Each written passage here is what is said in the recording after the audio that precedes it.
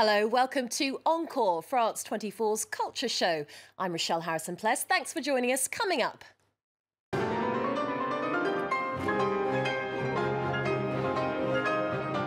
She's been dubbed the Beyoncé of piano. Georgian virtuoso Katya Bunyatishvili has captivated audiences with what she calls her animalistic energy. For her latest album, she tackles the monumental repertoire of Rachmaninoff, and she's here in the studio today.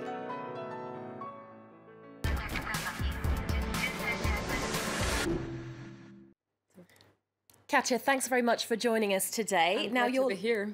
Your latest album is Rachmaninoff, Piano Concertos No. 2 and 3. What drew you to this work? I think my huge love for Rachmaninoff, particularly for these two pieces, and probably the atmosphere that I felt in my life in that moment, because every time when I do a new CD, I always think about how can I stay natural and sincere towards public, towards myself, towards music. So I always try to see the correspondence between my life in that particular moment and the composer. Okay, well, let's take a look at you in action, recording the album with the Czech Philharmonic Orchestra in Prague.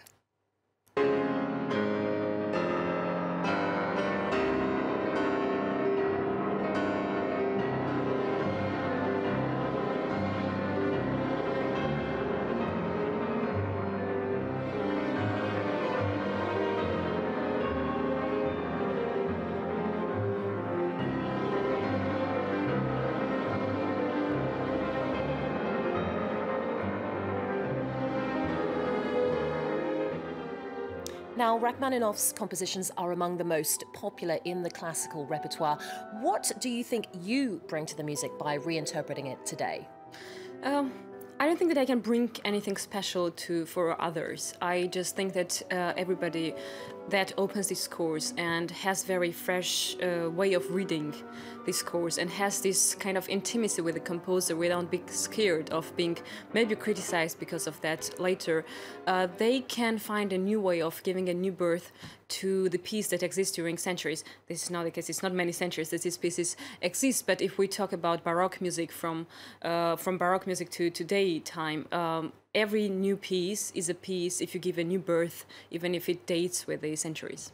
Now, you've been dubbed the Beyoncé of piano, or the pop star of classical music. Isn't that nice? Yeah, I'd be pretty chuffed with that description as well. Yeah. Now, do you feel like your image is pushing classical boundaries or breaking classical codes? I think that my image is pushing these boundaries. I think it's the complexity of the personality and everything together. I think young people, they're enthusiastic about people like me or my colleagues who are giving just everything, because when I'm on stage, I'm giving everything, and they have a feeling that it's a rock concert, because what they like on rock concerts is that people are just don't feeling any edges. They just go until the nothing, you don't know where the end is. So this feeling of giving everything like there is no tomorrow gives them impression that there is something enthusiastic about that.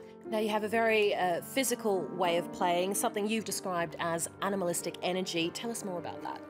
Well, for example, I don't do sports the day of the concert, because when I do sports, I feel quite well in my skin, everything is fine. But the day of the concert, I try and I don't do a sport because I want to keep this animal energy, which is quite rough, which is sometimes not so, how can I say, raffiné, as French say, right? Not so refined, exactly. But it gives you this adrenaline and huge energy that actually also influences a little bit the interpretation, because interpretation on stage is completely different from what you're doing at home, because on stage you have different sense of timing, and because this energy gives you different sense of timing and adrenaline gives you different sense of timing. So many things are dependent on animal energy, I think. Okay, now you've worked with various artists from different musical genres, notably Coldplay. You appeared on their album A Head Full of Dreams. Are there any other so-called pop artists that you'd like to work with? If I like them with great pleasure. I don't have boundaries. I don't see any reason why not, if I admire the artist. When Coldplay appeared in my life, it was a huge happiness. I don't even say honor, because it was more than that. I was just happy because I love their music, and I think Chris Martin has this sense of different styles, which is quite refined and very special and very subtle. So it was a great pleasure to work with them, especially with Chris Martin, because I had impression that two completely different musical universes made something together, and this collaboration was very inspiring for me. How did it come about? They contacted me, like Chris Martin, and Wow. he suggested to work together for this small track, which is called Kaleidoscope. I think in general his concept of this album was very various. He wanted to say that we are all very various on the album, with very various artists on it as well. And also style might change from one to another, because he wanted to show probably that we are very various, but we have to accept each other the way we are, and we have to be united and to live together. So this was a very generous message that he had on that album. Now, you've also tackled Liszt, Chopin on previous albums. How do you choose the composers whose work you pay tribute to? Well, if it's for the album, as I told you, it's more about what do I feel in that moment to be more communicated with the composer. So if it's about the album. But in general, I choose the composers and the pieces of the composers that I particularly love, because if there is no love, there is no love connection, and there is no result, no giving birth process. So it's very important in our repertoire, because it's a huge repertoire for piano, right? Classical repertoire is really huge. So I have to be very careful, because my life is probably shorter than I'm the possibility to play everything. So I'm quite precise in my choices, that if I'm fascinated or really touched and moved by a piece, I definitely know that I have to play it. Now, you're from Georgia, a country that was at war with Russia. You refused to play in Russia. How important is it for artists to get political? To get political, it's not a question, really. The question is it important for artists to be engaged for some kind of reasons? I think that yes, because artists have people who follow them, who listen to them, and who pay money to listen to their albums or their concerts. So with this pleasure of having fans and for having these people following us, we have also a huge responsibility to be not exemplary, but to be a human being that brings something peaceful and full with love, because otherwise we get this power without using it for good reasons. And I'm from Georgia, and I see that problems exist still nowadays there. And if I don't talk about that, it means that I forget about people who live on the occupied territories, who are suffering every day. And exactly the thing that I'm not playing in Russia is because I want to remember these people every day, because they still are in that situation every day. Because it's not only about territories, that this territory is mine and this is yours. It's about people who live on this territory. So we have to remember about them and to try and to fight every day to give better life tomorrow. Well, a message of peace. Who can argue with that, Katja?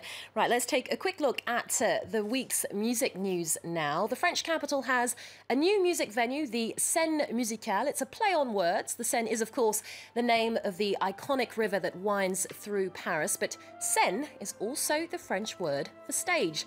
With its eye-catching architecture, the Seine Musicale is dedicated to all styles of music, from classical and jazz to rock and folk. Recent Nobel Prize winner Bob Dylan was among the first to test the acoustics, performing at the inauguration over the weekend. Now, Katja, the Seine Musicale is on an island in the Seine. Where's the most unusual place you've ever played piano? Oh, I guess one of the most unusual places were the bridge in Georgia. It was the bridge that was built during exactly the territory that we lost in Georgia and the territory that still belongs to Georgia. And we made this bridge, inauguration of the bridge, which meant that even if we fought with each other, at some time we have to make peace together. So it was called the Bridge of the Peace, which is in a region of Georgia which is called Anaklia, and I performed there. It was quite original because it was full emotionally, filled with lots of responsibility and the desire that tomorrow might be a better day. So this was a very special place as well, because I've never played on a bridge before, maybe open air concert, but not on a bridge. Very special and very symbolic. Exactly, so it was quite a special moment. Okay, well, also in new releases, the Queen of Hip Hop Soul is back with a new record. Strength of a Woman is album lucky number 13 for Mary J. Blige. The record features appearances by rapper Kanye West, Missy Elliott and DJ Khaled. Well, let's take a listen to the lead single, Thick of It.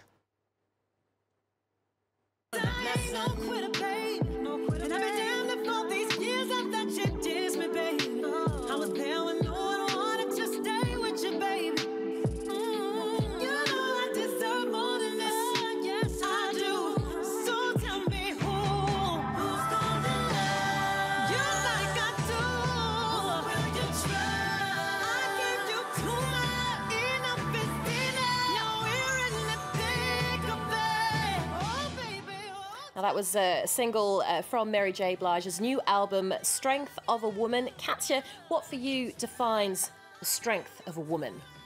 The possibility to make our own choices, because it's weird to say it in the 21st century, because there are some countries where it's still problematic, unfortunately. Indeed.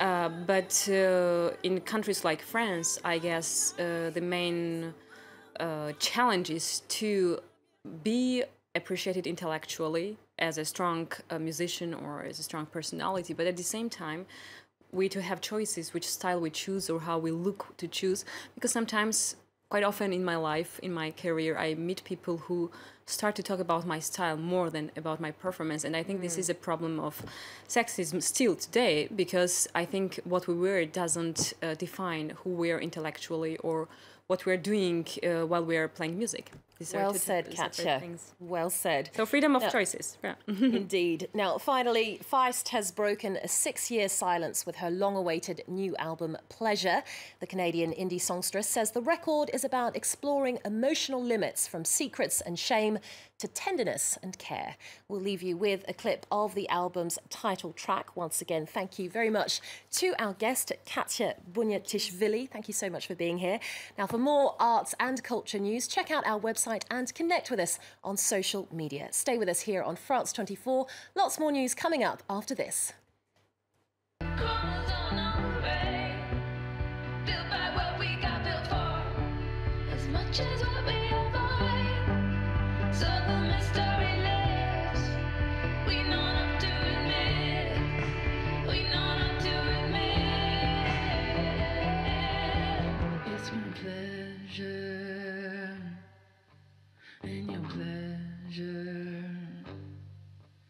It's my pleasure.